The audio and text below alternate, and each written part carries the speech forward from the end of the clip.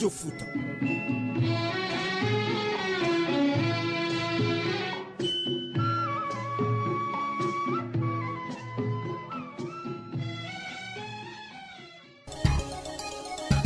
Le sport, les infos, la musique, l'actualité, le tout amusé et servi à chaud pour vous sur Radio Clédou.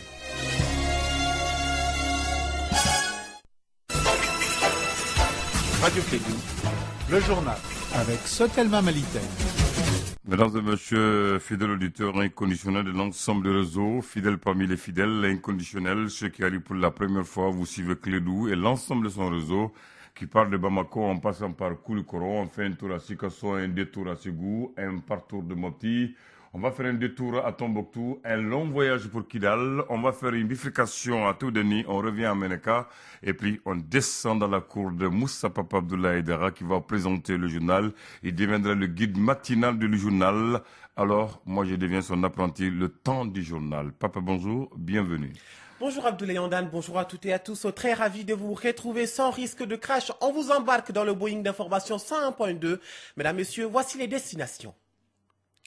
Le programme alimentaire mondial PAM tire la sonnette d'alarme quant à la situation de sécurité alimentaire au Mali. Entre 2016 et 2017, plus de 800 000 nouvelles personnes vivent d'insécurité alimentaire dans notre pays et déjà l'Union européenne apporte une première aide. Dans cette édition, nous partirons à la découverte du centre de volley mineur qui permet aujourd'hui aux enfants détenus d'apprendre des métiers et de recevoir des formations.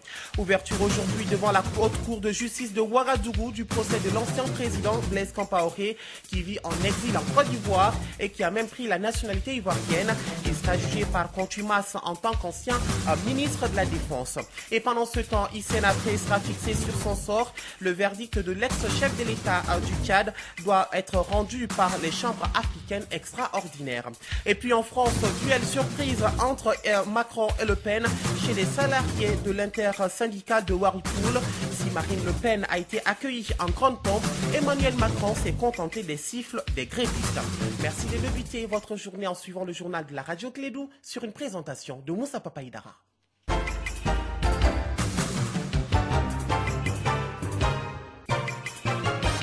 Soyez les bienvenus dans cette édition. Au Mali, 3,8 millions de personnes sont menacées par l'insécurité alimentaire. C'est ce qui ressort d'un point de presse animé par le programme alimentaire mondial PAM. La situation d'insécurité alimentaire s'est aggravée de plus en plus. De 800 000 nouvelles personnes atteintes de 2016 à 2017, soit plus de 30% d'augmentation. Le PAM a lancé un SOS à tous les partenaires humanitaires du Mali afin de venir à bout de cette situation avant le début de la période de soudure. Le point avec Tassine Traoré.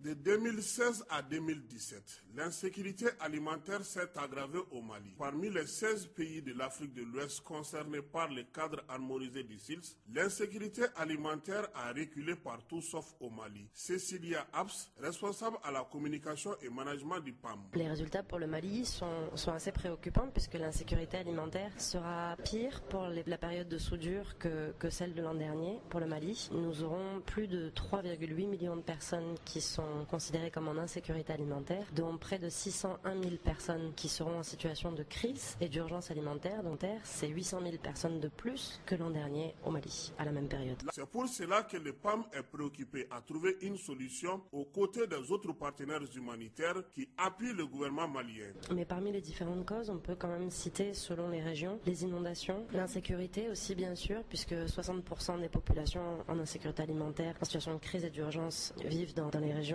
affectées par l'insécurité. Donc ça, bien sûr, c'est aussi une cause. Ça crée des déplacements aussi qui sont qui ont des conséquences difficiles. Une soudure pastorale qui est difficile aussi cette année.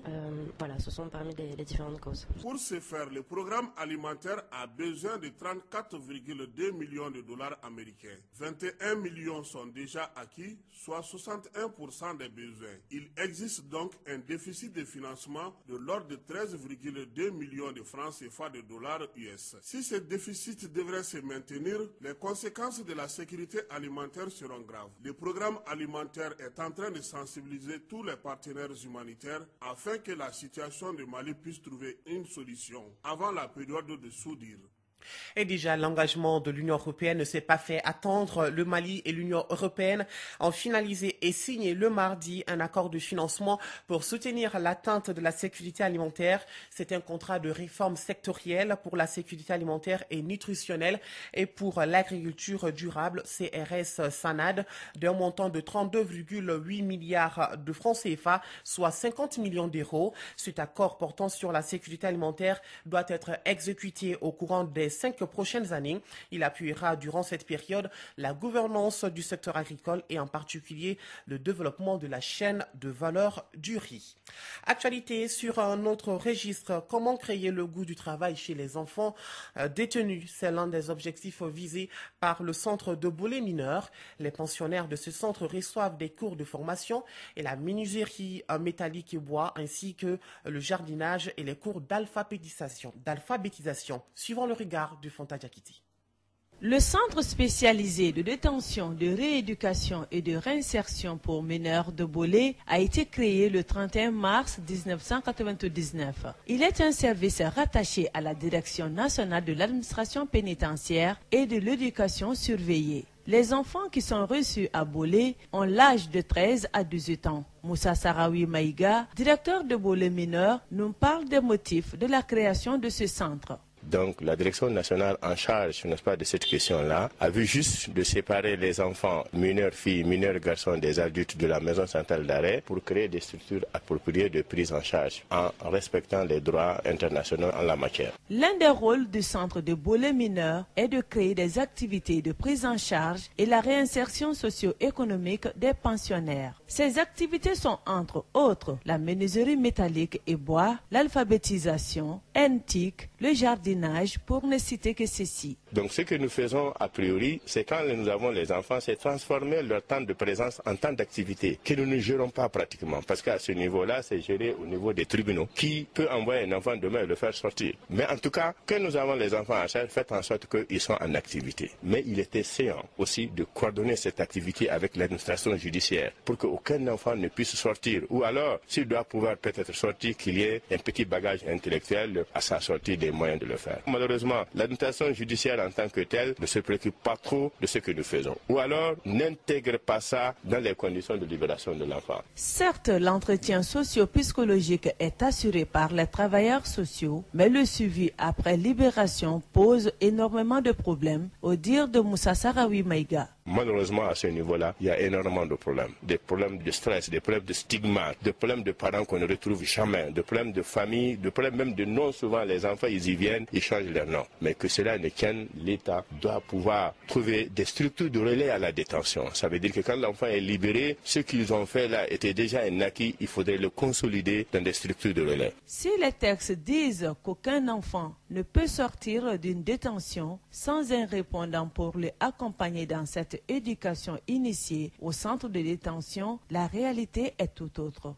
Et justement, puisqu'on parle de travail, aujourd'hui 27 avril, c'est la journée mondiale sur la sécurité et la santé au travail.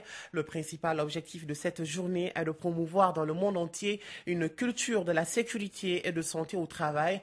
À l'occasion de cette journée, le Bureau international du travail a publié un rapport, La sécurité en chiffres, qui montre que 2,2 millions de travailleurs dans le monde meurent chaque année dans les cadres de leur travail à la suite d'un accident du travail ou d'une maladie professionnelle, soit 5000 personnes par jour.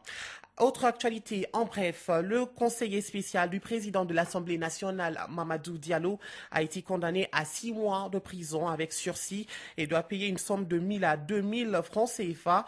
Il a été reconnu coupable dans l'affaire d'agression physique de la femme du ministre de l'Éducation nationale, Mohamed Agarlaf.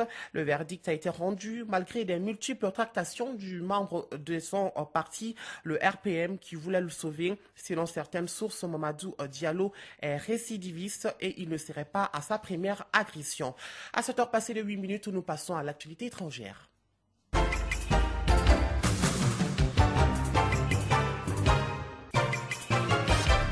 Au Sénégal, Hissène Habré doit être définitivement fixé sur son sort ce jeudi 27 avril. Après quelques 20 années de procédure, le verdict de son procès en appel doit être rendu par les chambres africaines extraordinaires, avec plusieurs possibilités pour l'ex-chef de l'État du Tchad, condamné en première instance à la prison à perpétuité pour crimes de guerre, crimes contre l'humanité, actes de torture et viol. Et également, c'est ce matin que s'ouvre à Ouagadougou le procès de l'ex-président du Faso, Blaise Compaoré. Il sera jugé comme les membres de son dernier gouvernement. L'affaire a pour origine les manifestations d'octobre 2014 qui ont conduit à la chute du régime de Compaoré. Rappel des faits et chef d'inculpation avec Kassim Traoré. La Haute Cour de justice du Burkina Faso avait annoncé le 10 avril dernier que l'ex-président burkinabé Blaise Compaoré, qui vit en exil en Côte d'Ivoire, et les ministres de son dernier gouvernement seront jugés ce jeudi 27 avril 2017 pour leur implication présumée dans la répression, l'insurrection populaire d'octobre 2014 qui avait conduit à la chute du régime. Les membres du dernier gouvernement du Premier ministre Béon-Luc Adolphe Tchao, y compris l'ancien président Blaise Compaoré, qui était aussi ministre de la Défense. Ils sont tous poursuivis pour complicité d'homicide volontaire et de coups et blessures volontaires. La justice reproche aux ministres leur participation au Conseil extraordinaire des ministres du 29 octobre 2014, alors que les mouvements de la société civile et de l'opposition manifestaient contre la modification de la Constitution. Parmi les 34 membres du dernier gouvernement, Clotilde Ki, déléguée au budget, et Yacouba Ouedraogo du sport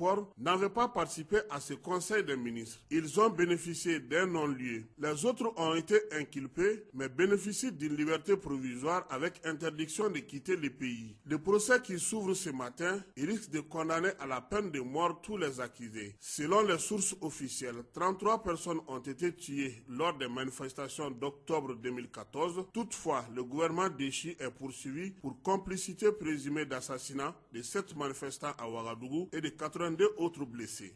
7h11 à Ouagadougou, 9h11 à Ankara en Turquie.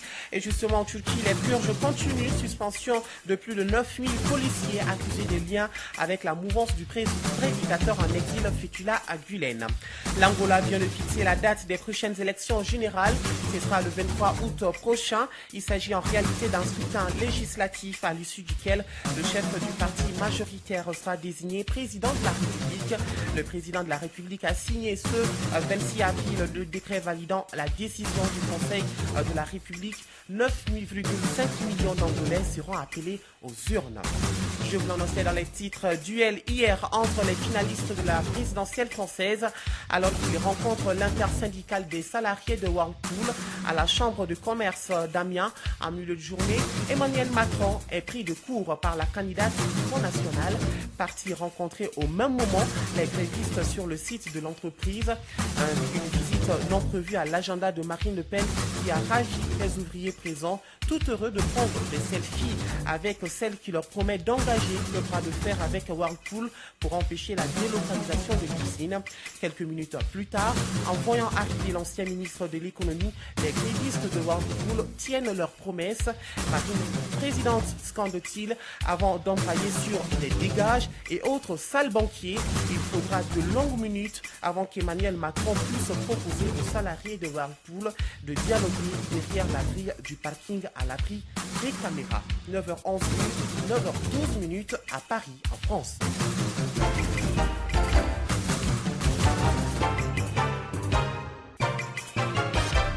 Retour à l'actualité nationale, remise de diplômes aux étudiants de l'Université catholique de l'Afrique de l'Ouest, universitaire de Bamako, couplée à la célébration patronale. Telles sont les activités majeures qui ont émaillé la commémoration du 10e anniversaire de cette université.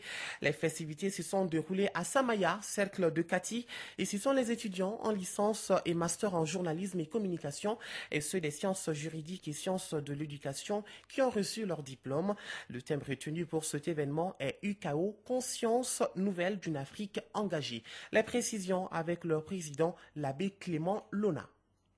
Il faut savoir que l'université catholique en Afrique de l'Ouest est une. Il y a une seule université catholique qui est éclatée en plusieurs filières, en plusieurs départements. Et notre département à Bamako, ce sont les sciences de l'éducation, les arts et la culture. Et pour toute l'université catholique de l'Afrique de l'Ouest, eh bien, ce jour 25 avril, c'est la fête patronale à l'occasion du baptême de Saint-Augustin, un grand intellectuel africain, un homme de foi et un homme d'action, et celui que nous honorons en ce jour. Et nous avons profité pour qu'au niveau de Bamako, nous puissions mettre en pratique ce projet de débat académique pour voir l'habilité des étudiants à défendre leurs idées et aussi remercier ceux qui ont fini les études par la remise des diplômes. Nous avons été honorés par le ministère de l'Enseignement supérieur, qui est notre ministère de tutelle, et aussi par les autorités ecclésiastiques. Aminata Gali Yatara qui a interrogé donc le président de l'UCAO, l'abbé Clément Lona. Il nous reste qu'à prendre la direction de Mali Météo. Le ciel sera peu nuageux à nuageux sur l'ensemble du pays, excepté les régions de Kay, Tombouctou, Taoudéni, Kidal, Gao, Menaka, où il sera clair à peu nuageux. Les vents seront de direction nord-est d'intensité faible à modérée sur l'ensemble du pays, excepté les régions de Sikasso, Ségou, Mopti et les parties sud de celle de Kay et Koulikoro, où ils seront de composante au sud-ouest.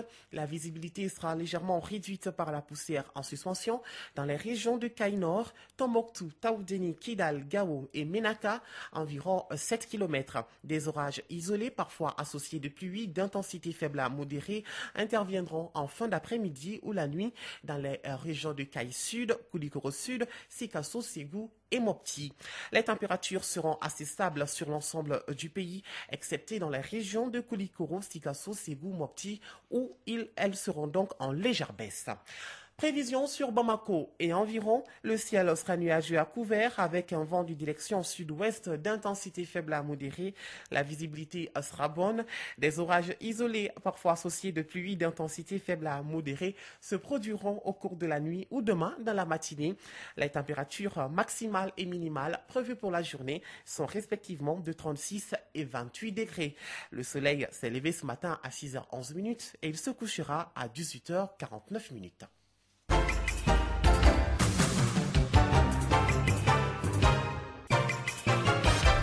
À 7h passées de 16 minutes, prend fin ce journal, mis en onde par Abdoulaye Yandane. Merci à vous d'avoir suivi cette édition et toute la rédaction vous remercie également. Prochain rendez-vous de l'information, c'est à partir de 9h. D'ici là, voici votre pensée du jour. Le secret du bonheur ne consiste pas à faire ce que l'on aime, mais à aimer ce que l'on fait. Alors, je vous souhaite une très belle journée à tous. Radio Kédou, le journal avec Sotelma Malitaire.